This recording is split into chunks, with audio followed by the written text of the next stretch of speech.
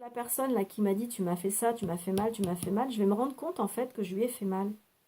Mais que c'est pas moi, c'est mon personnage qui lui a fait mal parce que mon personnage était une espèce d'entité mémorielle fabriquée, une construction psychologique qui avait pris possession de mon corps et qui avait étouffé l'être que je suis vraiment. Et donc, ça s'appelle une possession astrale, c'est-à-dire que cette projection astrale de l'ego subjectif est une entité qui vient posséder le corps et qui vient étouffer l'être réel objectif, atomique, et qui a un ego aussi objectif. C'est l'enfant. L'enfant qui n'a pas de construction, de conditionnement et tout ça, c'est ça. Celui qui cueille des fleurs et qui est innocent et qui pense pas mal, qui calcule pas des trucs et des machins, et qui n'a pas projet, qui n'a pas pour projet de satisfaire son entourage et de se conformer aux parents normatifs. Voilà, en psychologie, en parents normatifs. Donc c'est cette innocence, c'est cette inconscience avec UN, c'est-à-dire cette conscience d'unité. Il n'y a pas de séparativité dans l'enfant. Il n'y a pas de chiisme dans le psy encore. Et c'est cet être-là qui est toute intelligence, toute volonté et tout amour, c'est-à-dire centrifuge, quoi. Il n'y a aucun amour centripète dans l'enfant. C'est de l'amour centrifuge. Donc c'est sans dualité, sans polarité. Et donc c'est totalement énergétique. C'est totalement atomique, c'est totalement nucléaire. C'est-à-dire que c'est prêt à vivre. Mais pourtant, c'est pas encore prêt à envoyer le nucléaire dans la matière. Voilà. Et à encaisser la grande part de nucléaire qui reste là, parce que l'ego subjectif est nécessaire pour faire grandir les corps. Bon, là aussi, je ne vais pas revenir sur le détail. Donc, on va donc regarder ce personnage qui a fait du mal, qui a fait des erreurs, et on ne va pas s'identifier à ce personnage. C'est que la grande erreur, quand on veut avoir raison et quand on dit non, non, je t'ai pas fait du mal, non, non, je t'ai pas fait ça, non, non, je t'ai pas dit ça, c'est qu'en fait, on est totalement identifié au personnage qui a dit ça et qui nous a possédés, parce qu'on était en possession astrale, quand le personnage agissait et jouait son rôle de méchant avec la personne qui nous dit « Mais t'as vu comment tu m'as traité? Putain, mais c'est pas possible, quoi, réveille-toi !» Et bien, on s'identifie au personnage et on dit « Non, non, mais ça va pas, je suis pas méchant, moi, j'ai pas fait ça. » Et tant qu'on sera dans cette identification au personnage qui nous a possédés, par conformisme aux parents normatifs, eh bien, on sera coincé dans un triangle dramatique. Voilà. C'est-à-dire qu'on sera le bourreau de notre propre psyché originelle, déjà, pour commencer. Ensuite, on sera le bourreau d'une victime extérieure. Et, euh, et cette victime va soit rentrer dans son identité et se dire et vous dire non non mais tu arrêtes de me traiter comme ça, c'est fini, j'accepte plus. Ou alors elle va vous faire le jeu psychologique de la victime qui va aller chercher un sauveur à côté et qui va vous dire tu vois bien, l'autre il dit que j'ai raison, toi t'as tort parce que tu m'as fait ça. Donc triangle dramatique. Mais on peut sortir du triangle dramatique si vous avez quelqu'un qui est conscient de son identité énergétique et qui va vous dire écoute, regarde, tu n'es pas un bourreau, c'est pas toi le bourreau. D'ailleurs, il n'y a pas de bourreau, parce que même la projection astrale, c'est pas un bourreau, quoi. C'est juste une projection astrale, parce qu'en fait, c'est une illusion, quoi. C'est tout juste une illusion. C'est juste une illusion. Voilà, c'est une bulle de savon. Et c'est-à-dire que quand vous la voyez, pouf, ça explose, quoi. C'est-à-dire quand vous êtes rendu compte que le personnage que vous croyiez, vous avez cru être toute votre vie, a fait du mal à la personne de telle et telle manière, parce que la personne, elle vous dit hein, comment elle vous voulait fait du mal. Et quand elle est capable de vous dire, c'est pas vraiment toi qui me l'as fait, c'est ta projection astrale, c'est-à-dire c'est ton parent normatif qui a donc fait la construction. Voilà. Le parent normatif, c'est une structure archétypale psychologique, hein, c'est pas quelqu'un. Hein, voilà. Bon, évidemment, le rôle a été joué par quelqu'un, hein, le référent de base, c'est-à-dire l'empreinte de base, qui a donné la première impulsion à tu dois être ceci parce que sinon tu n'auras pas ta place.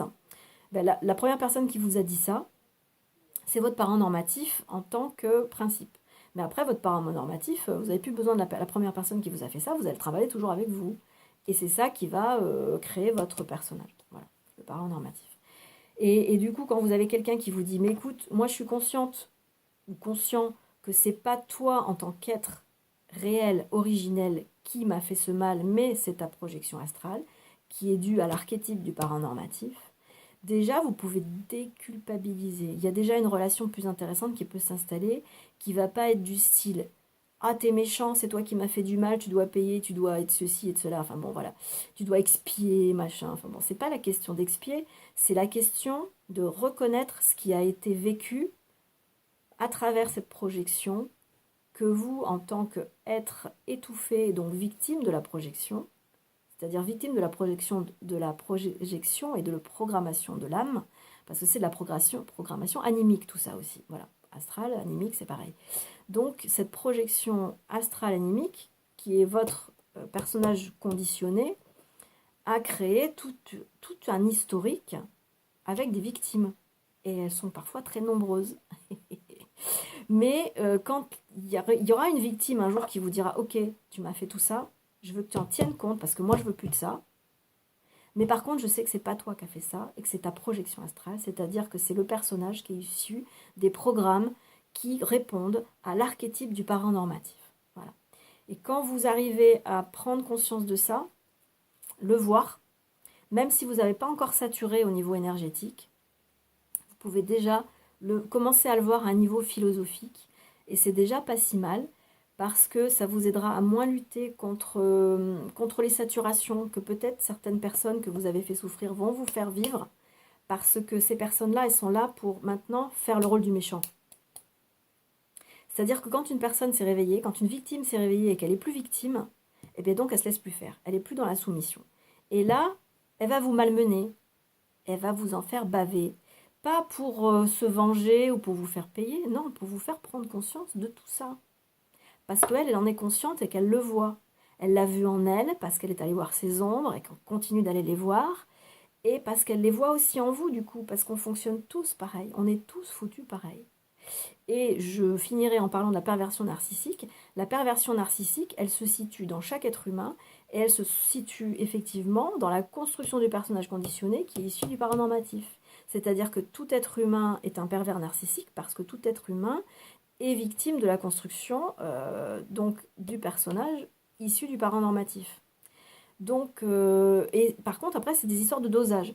Vous avez la plupart des gens qui ont 95% du personnage du parent normatif. Ils sont totalement identifiés à leur personnage social. Ils vont pas du tout faire la différence entre l'être primordial énergétique, atomique et tout ça. Vous leur parlez de ça, c'est du chinois. Voilà. Et puis vous en avez d'autres qui, au niveau philosophique, ont déjà atteint du 60, 80, machin. Au niveau philosophique, ils commencent à connaître tout ça, mais c'est pas encore énergétique. Donc c'est difficile d'arriver à, quand on est dans une situation concrète, quand quelqu'un vous dit là, ça va pas, tu te comportes pas comme il faut, c'est sûr que la personne qui vous dit tu te comportes pas comme il faut, faudrait qu'elle ait la présence d'esprit de vous dire là, ton personnage, il se comporte pas comme je veux parce que moi, je supporte pas qu'on me traite comme de la merde. Voilà. Donc, moi, je suis intègre, je suis là, machin, et puis je te respecte, ben, ça va dans les deux sens. Et puis moi, j'attends du respect autant que je t'en donne. Voilà. Donc, souvent, c'est ça. Quand quelqu'un commence à s'être réveillé, quand c'est plus un dormeur, il va plus se laisser marcher dessus. Il va plus se laisser traiter comme de la merde. Ça, c'est fini. Et il faudrait qu'il puisse avoir la conscience, quand vous conscientisez, peut-être penser à ça aussi, quand vous dites à quelqu'un, bah, écoute, ceci, cela, machin. Essayez de ne pas l'attaquer de front. Voilà, moi je le fais des fois, très souvent, je l'attaque de front. Et là, je viens de comprendre que c'est très très erroné d'attaquer quelqu'un de front. Parce que c'est pas la réalité. C'est pas sa personne qui vous a fait ça, c'est sa projection astrale. Donc c'est le personnage. C'est sa construction sociale, son statut, ses valeurs sociales, ses valeurs statutaires, tout ça, c'est le parent normatif. Donc c'est ce personnage qui vous a attaqué, qui vous a fait du mal. Donc c'est important quand vous voulez rétablir une bonne relation donc sur des bases saines. Si vous écoutez aussi l'audio Le Couple de Bernard de Montréal, c'est l'esprit dans le couple, normalement, à l'origine, le titre. C'est un audio qui parle beaucoup de tout ça et qui explique à quel point on peut accorder le maléfice du doute au lieu du bénéfice du doute. Et accorder le bénéfice du doute à quelqu'un, c'est lui dire, écoute, t'as fait ça sous la possession de ton personnage. Moi, je n'accepte plus ce comportement, mais je comprends, je conçois que tu ne sois pas conscient de m'avoir fait du mal parce que toi, ton être réel ne m'a pas fait du mal. C'est vrai que c'est pas toi en tant qu'être réel, parce que ton être réel, je le connais et il ferait pas ça. Mais par contre, ta projection, elle a pris possession de ton corps et elle m'a fait ça.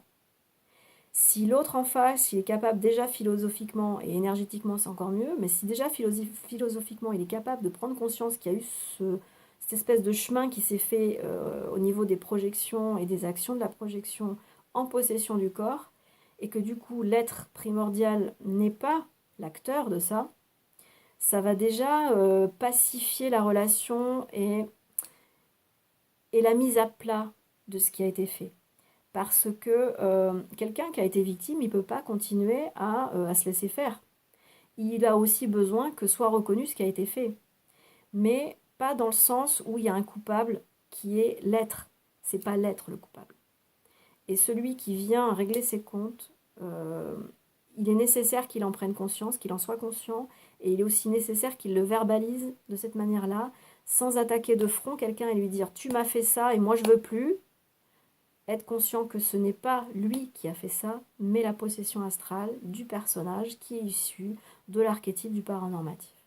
Voilà, moi je viens de prendre conscience de ça dans un problème relationnel et je voulais vous en faire profiter et partager ça avec vous. Si ça peut vous aider, tout comme ça va m'aider, eh ben, je pense qu'on peut y gagner beaucoup dans nos relations interpersonnelles.